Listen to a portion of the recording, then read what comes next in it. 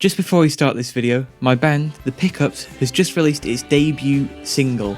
It's called Set Me Free, and you can check it out using the links in the description.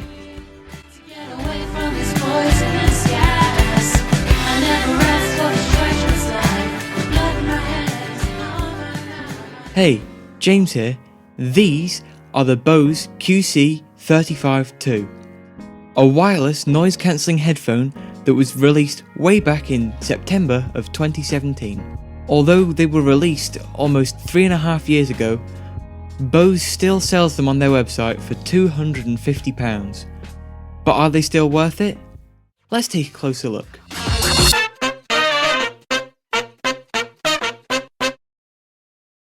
As a quick disclaimer, I didn't buy these headphones new, I bought them second-hand off eBay. First off, let's talk about build quality. Honestly, I'm a little disappointed. Whilst I'm pretty sure these headphones are well made and would likely survive a few years of use, they feel a lot cheaper and flimsier than other headphones at this price point. The construction is pretty much 100% plastic, with the only metal that I can see being the screws that hold these headphones together. The case that these headphones come in is pretty nice and comparable to the size of the Sony WH-1000 XM3's case. However, there are two big letdowns with this headphone. One, they are micro USB, and that's because the design of this headphone is from a time when USB-C wasn't as commonly used as it is today. It isn't a deal breaker for me, as I still use plenty of devices with a micro USB cable, but I just really hate this connection, as the connectors on the cables frequently break after repeated plugging and unplugging. My other problem is, these headphones don't take a standard 3.5mm auxiliary input. No. For some reason, Bose thought it would be a great idea for these headphones to make use of a 2.5mm input. Once again, this isn't a deal breaker, as one of these is provided in the box, but it is a bummer to know that you can't just use any aux cable to plug into these headphones. Now let's get on to my favourite part of these headphones, the buttons.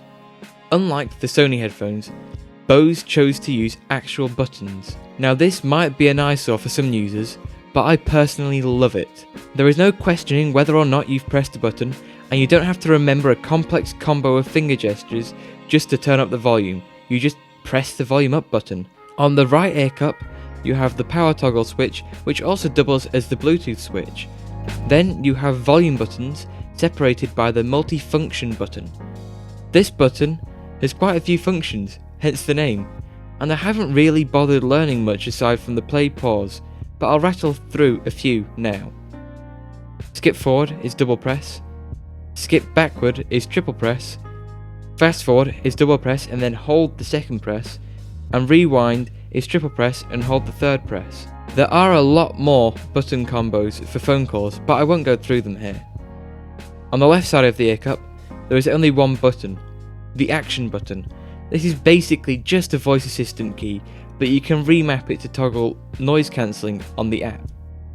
On that note, let's talk about the app. It's okay. The UI is very minimalist, with a home screen simply showing you the Bose product that is connected and which devices you have connected to your headphones. It's worth noting that the QC35 II can only have a maximum of 2 devices paired to them at once. Connecting and disconnecting is pretty easy to do through the app.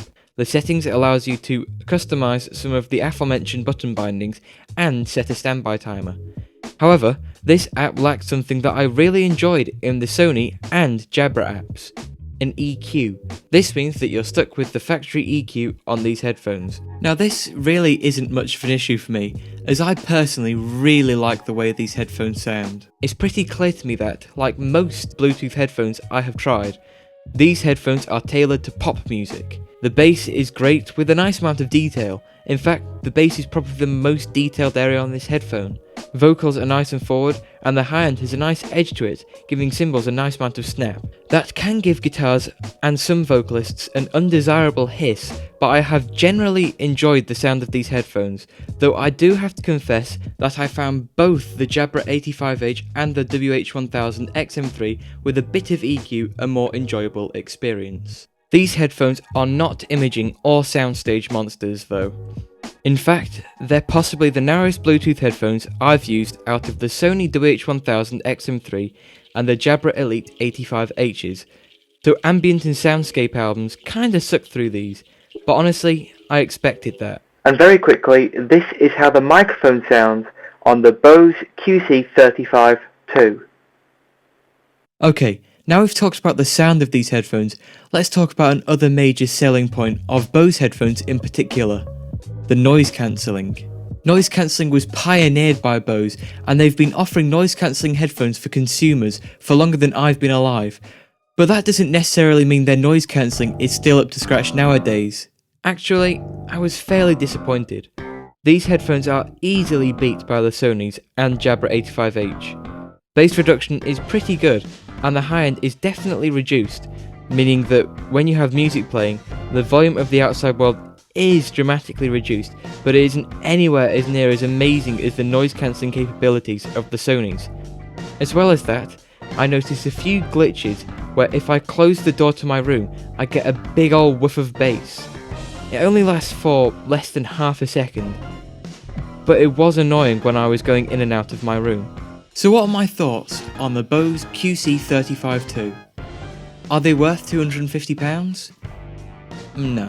When compared to the WH-1000 XM3, which can now be bought from most retailers for less than £250 since their replacement by the XM4, they lose in nearly every way. There is nothing bad about them, but nothing stands out as incredible. However, second-hand prices of these headphones are intriguing. If you are lucky, you can get these headphones for around £110 or less if you keep an eye open, which makes these headphones a more appealing sell. However, if we are going in this direction, the prices of the XM3 are equally appealing. And with that, we've come to the end of this video. I've put together a playlist of all the other headphones that we've reviewed on this channel, and you can check that playlist right here. Thanks for watching.